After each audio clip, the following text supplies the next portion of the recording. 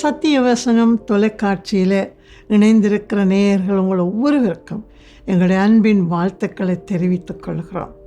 நன்றாக இருக்கிறீர்களா? சந்தோஷமாக இருக்கிறீர்களா?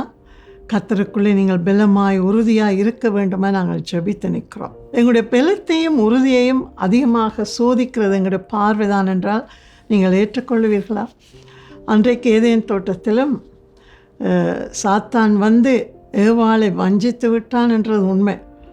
ஆனால் அடுத்த பகுதியில் நீங்கள் பார்க்கும் பொழுது அந்த கனி பார்வைக்கு புசிப்புக்கு நல்லதும் இனிப்புமானதென்று கண்டால் என்று சொல்லி நாங்கள் பார்க்குறோம். அப்போ முதலாவது எங்களோட பார்வை அது சரியாக இருக்கவில்லைன்னு சொன்னால் எங்களோட வாழ்க்கையும் சரியாக இருக்காது. எங்களுடைய கண் தான் எங்களோட வாழ்க்கைக்கு வெளிச்சம் என்று சொல்லி வேதம் சொல்லுகிறது.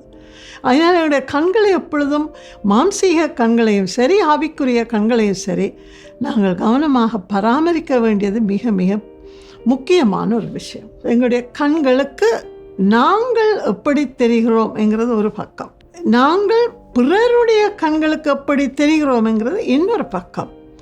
இவை எல்லாவற்றுக்கும் மேலாக நான் தேவனுடைய பார்வைக்கு எப்படி இருக்கிறேன் என்றதுதான் முக்கியம். ஆனால் அநேகமாக நாங்கள் எப்படி இருக்கிறோம்ங்கிறது கண்ணாடியில் பார்த்து தெரிந்து கொள்ளலாம். ஆனால் பிறருக்குத்தான் அதிகமாக அது தெரியும் இல்லையா? ஆனால் பிறருக்கு எப்படி தெரிகிறதுங்கிறது எங்களுக்கு தெரியாது, அது அவங்க தான் சொல்லணும். ஆனால் நாங்கள் செய்கிற தப்பு என்ன தெரியுமா? எங்களுடைய பார்வையை நாங்கள் சரியாக வைத்து கொள்ளவில்லைன்னு சொன்னால் அது எங்களுக்கு தைரியத்தை தரலாம் அல்லது நம்மை வெளுத்தியும் போடலாம், ஒரு தாழ்வு மனப்பான்மையை கூட கொண்டு வந்துவிடும். நான் ஒரு சங்கதியை நான் உங்களோட பகிர்ந்து கொள்கிறேன். சிலருக்கு இது தெரிந்திருக்கும். கிட்டத்தட்ட கிறிஸ்துவுக்கு முன் 1400 ஆண்டுகளுக்கு முன்னர் நடந்த ஒரு சங்கதி பரிசுத்த வேதாகமத்தில் அழகாக எழுதப்பட்டிருக்கிறது. இந்த சம்பவத்தை நாங்கள் பார்க்கும் பொழுது இந்த 2 விதமான பார்வையை நாங்கள் இங்கே காணலாம். என்ன சம்பவம் தெரியுமா? எகிப்தில் இருந்து விடுதலையாக்கப்பட்டு மோசே மூலமாக விடுதலையாக்கப்பட்டு கானானை நோக்கி வந்து கொண்டிருந்த இஸ்ரவேலர்கள் இப்பொழுது கானானுக்கு மிகவும் அருகான பாரான் வனாந்திரத்துக்கு வந்து விட்டார்கள். இப்பொழுது அந்த வனாந்திரத்தில் இருந்து கானான் தேசத்துக்குள்ளே போய் அந்த தேசத்தை வேவு பார்க்கிறதுக்காக எப்படிப்பட்ட தேசம், எப்படிப்பட்ட மக்கள் அங்கே இருக்கிறார்கள், கனிகள் இருக்கிறதா, உணவு இருக்கிற எல்லாத்தையும் பார்த்து கொண்டு வரும்படிக்கு 12 பேரை தெரிந்து மோசே அனுப்புகிறார். 12 பேரும் மோசே சொன்னபடி போய் அவன் சொன்ன வழிகள் எல்லாம் சுற்றி திரிந்து அங்கே கண்ட திராட்சை குலையை கொண்ட ஒரு கொடியை கூட வெட்டி கொண்டு 12 பேரும் திரும்புகிறார். பார்த்து கொண்டு வந்து விட்டார். எல்லாருடைய கண்களும் தேசத்தை பார்த்தது. நடந்தது என்ன தெரியுமா? 10 பேருடைய பார்வை வேறாக இருந்தது, 2 பேருடைய பார்வை வேறாக இருந்தது. அந்த 10 பேருடைய பார்வையில் 2 விதமான பார்வை. ஒன்று அவர்கள் தங்களை பார்த்தார்களாம், அடுத்தது சொல்லுகிறார்கள் அங்கே இருக்கிறவர்களுக்கும் நாங்கள் எப்படி தெரிந்தோம் என்று. அதுதான் மிகவும் வேடிக்கையான கதை. நான் அதை வேதாகமத்தில் வாசிக்கிறேன், கொஞ்சம் கேட்டு பாருங்கள். எண்ணாகமம் 14ஆம் அதிகாரம் 32, 33ஆம் வசனத்தை வாசிக்கிறேன். நாங்கள் போய் சுற்றி பார்த்து வந்த அந்த தேசம் தன் குடிகளை பட்சிக்கிற தேசம். நாங்கள் அதிலே கண்ட ஜனங்கள் எல்லாரும் மிகவும் பெரிய ஆட்கள். அங்கே ராட்சத பிரவியான ஏனாக்கின் குமாரராகிய ராட்சதரையும் கண்டோம். நாங்கள் எங்கள் பார்வைக்கு வெட்டுக்கிளிகளைப் போல இருந்தோம். அந்த மனுஷருக்கு முன்பாக தங்களை வைத்து பார்க்க இவர்களுக்கு தாங்கள் வெட்டிக்கிளிகள் மாறி தெரிந்தார்களாம் பார்வை.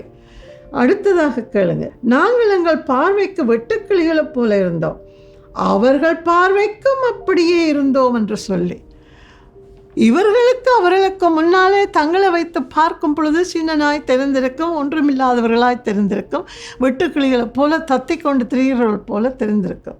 அது இவர்களுடைய தாழ்வு மனப்பான்மை. அடுத்த ஸ்டேட்மெண்ட், அடுத்த அறிக்கை என்ன சொல்லுகிறார்கள்?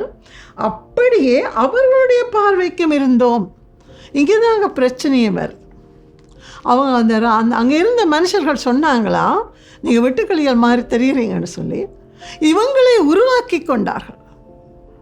தங்களையும் தாழ்த்தி பார்த்து பிறர் தங்களை தாழ்த்தி பார்க்கிறதாக ஒரு மனப்பாங்கு இவர்கள் வளர்த்து கொண்டு வந்து இங்கே இருக்கிற மக்களுக்கும் ஒரு துர்செய்தியை பரப்பி எல்லாரையும் குழப்பிட்டாங்க. பார்வை எவ்வளவு முக்கியம் பார்த்தீங்களா? அவர்கள் வந்து சொன்ன காரியத்தில் ஒரு சொல் இருக்கு. அங்கே இன்னார கண்டோம், பழம் எல்லாம் இருக்கு, நல்ல தேசம், ஆனால் என்று தொடங்குகிறார்கள். ஆனால் இந்த ஆனால் என்ற சொல்லுத்தான் எங்களுடைய வாழ்க்கையில் பல மாற்றங்களை கொண்டு வருகிறது. இப்படித்தான் நல்ல செழிப்பான தேசம், நல்ல பழங்கள் எல்லாம் இருக்கிறது, எல்லாம் எங்களுக்கு தேவையானது இருக்கிறது என்று சொல்லி ராட்சதர்கள் மாதிரி பெரிய மனுஷர் இருக்கிறார்கள் தான். ஆனால் எங்களை அழைத்து கொண்டு வந்தவர் இன்னார் என்று அறிந்திருக்கிறோம், ஆகினால் எங்களுக்கு பயம் இல்லை என்று சொல்ல முடியலை. பார்த்தீங்க, ஏன்னா அவங்களுடைய பார்வை அங்கே ஒரு கட்ராக்ட் வந்த மாதிரி, ஒரு வெண்படலம் வந்த மாதிரி எல்லாவற்றையும் மங்கலாக்கி போட்டிருந்தது. ஆனால் அந்த 12 பேரில் 2 பேர், யோசுவா காலேப் என்ற 2 பேர், அவர்கள் என்ன சொன்னார்கள் தெரியுமா? எல்லாம் உண்மைதான், இவர்கள் சொல்லுகிறதெல்லாம் உண்மைதான். அவர்களும் ஒரு ஆனால் சொல்லுகிறார்கள். கர்த்தர் நம்மேல் பிரியமாயிருந்தால் அந்த தேசத்திலே நம்மை கொண்டு போய் பாலும் தேனும் ஓடுகிற அந்த தேசத்தை நமக்கு கொடுப்பார் என்று ஆணித்தரமாக சொல்லுகிறதை நாங்கள் பார்க்கிறோம். இதில் நாங்கள் யார்? அந்த 10 பேரில் ஒருவரா? இந்த 2 பேரிலே ஒருவரா? பிரியமானவர்களே, எங்களுடைய பார்வைகள் ஒரே பதில்தான். நம்முடைய பார்வைகள் தேவனுடைய பார்வையோடு இணைந்து இல்லையானால் நாங்கள் இந்த உலகத்தில் தோற்று போனவர்களாகி விடுவோம். இன்றைக்கு அவங்களோட வாழ்க்கையில் எங்களுக்கு முன்னால் எவ்வளோ பெரிய ராட்சதர்கள் இருக்கிறார்கள் தெரியுமா? எவ்வளோ பெரிய பிரச்சனைகள் எங்களுக்கு முன்னால் இருக்கிறது தெரியுமா? ஒவ்வொரு நாள் காலையிலும் ஒவ்வொரு திடுக்கிடும் செய்திகளை நாங்கள் கேள்விப்படுகிறோம். இந்த ராட்சதர்களை நாங்கள் என்ன செய்ய போகிறோம்? எங்களுடைய சுய பலத்தினாலே ஒன்றும் பண்ண முடியாது, எங்களுடைய சுய சித்தத்தினாலும் ஒன்றும் பண்ண முடியாது. மோசே சொல்லுகிறார், ஒரு தகப்பன் தன் பிள்ளையை சுமந்து கொண்டு, ஒரு மனுஷன் தன் பிள்ளையை சுமந்து கொண்டு வருகிறது போல கர்த்தர் உங்களை இந்த இடம் மட்டும் கொண்டு வந்தாரே, நீங்கள் மறந்துட்டீங்களா? அவரை நீங்கள் மறந்துட்டீங்களா? கொண்டு வந்த பாதையை யோசிச்சு பாருங்க, திரும்பி யோசிச்சு பாருங்க, செங்கடலை யோசிச்சு பாருங்க, வழியில் வந்த எதிர்ப்புகளை யோசிச்சு பாருங்க, உங்களை எதிர்த்த ஜாதிகளை யோசிச்சு பாருங்க. உங்களுக்கு அவர் மன்னாவை தரவில்லையா? தண்ணீரை தரவில்லையா?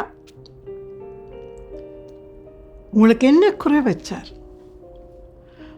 முன்னால் இருக்கிறத பார்த்து உங்களுடைய பார்வையில், உங்களுடைய சரீர பார்வையை உங்களுக்கு முக்கியத்துவமாகப்படும் பொழுது நீங்கள் வாழ்க்கையில் முன்னேற முடியாது. ராட்சதர்கள் நிச்சயம் இருப்பார்கள். வாழ்க்கையில் இன்னும் அதிகமாக பிரச்சனை வரத்தான் போகுது. ஆனால் அவற்றின் மத்தியிலும் என்னுடைய பார்வை என் தேவனுடைய பார்வையோடு இணைந்திருக்குமானால் ஒரு நாள் நாங்கள் தோற்று போக மாட்டோம். இதைத்தான் அன்றைக்கு ஆசாப் 73 சங்கீதத்தில் அதைத்தான் சொல்கிறோம். முதல்ல அந்த சங்கீத வார்த்தைகள் அவன் வேதனைப்படுகிறான். ஐயோ, நான் என்ன செய்கிறேன், நான் என்ன நன்மையாக செய்தும் ஒன்றுமே நல்லது இல்லையே. துன்மார்க்கன் செழிக்கிறான். தேவாலயத்துக்கு போய் தன்னுடைய பார்வையை தேவனுடைய பார்வையில் வச்சு பார்க்கும் பொழுது கர்த்தரை துதிக்காமல் ஆசாப்புக்கு இருக்க முடியவில்லை. பிரியமானவர்களே, இன்றைக்கு எங்களுடைய பார்வைகளை சரிப்படுத்துவோம். இதுக்கு நீங்கள் ஐ டாக்டர், ஐ சர்ஜன்கிட்ட போய் வேலை இல்லை. ஆண்டவரிடத்தில் வாருங்கள், பரிசுத்தாவியான இடத்துல வாருங்கள்.